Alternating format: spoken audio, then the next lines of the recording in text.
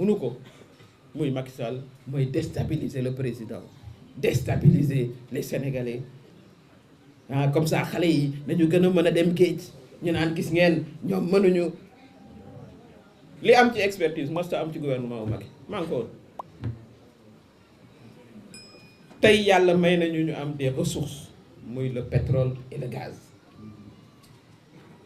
mooy li ma wax ci ba ma commencé xale yi nañu xam ne tey la yaakaar gën a am ci réew mi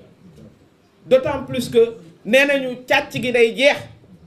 non seulement càcc gi day jeex mais ña sàccoon alal réew mi danañ ko delloosi kon mën nañu am yaakaar ne il y aura plus de ressources pour le développement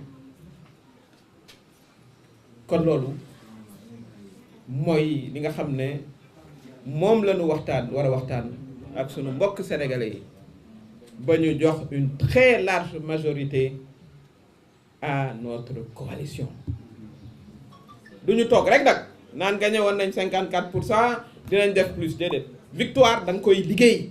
au quotidien wàcc waxtaan ak sénégalais yi wax leen li nga xam ne mooy le projet pour un Sénégal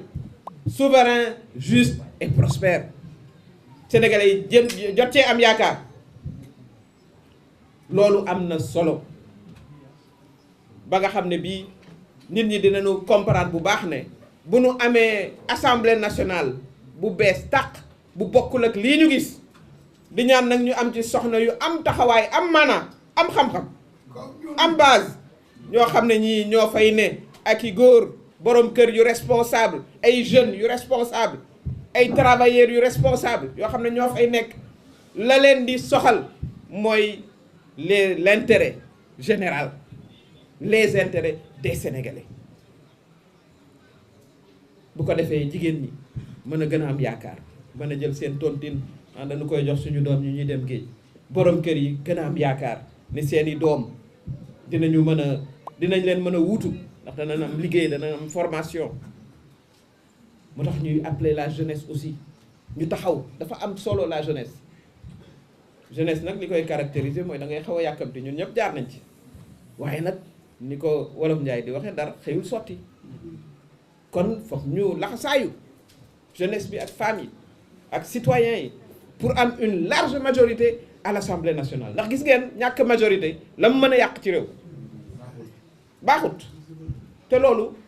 envisagé wuñu ko sax li ñuy wax mooy ñun une majorité boo xam ne dañuy largement majoritaire loolu la ñuy wax donc dafa laaj yu mel nii ñuy toog di ko waxtaanee wax programme bi bu ko defee jeunesse bi ànd ak ñun ànd ak président Bassirou Diomaye Faye ak son gouvernement ak ses ministres ak son premier ministre ak ñëpp kooku mooy li nga xam ne mooy li war a am moo taxoon ma bëgg a waxtaan ak askan wi ci politique pure et dure ci li ñu war a def ñoom ñu xam ne aussi duñu leen bàyyi nii rek ñuy wax di dem waroon nañ tal seen bopp te bu ma waxee loolu du menace mais justice dafa am mënoo jël alalu réew mi ñu constaté ko dans des rapports ba noppi ñu naan buñ la waree woo voilà c'est de la persécution politique amul benn chasse aux sorcières chasse aux addukatu kalpe la du leneen voilà chers compatriotes le message que je voulais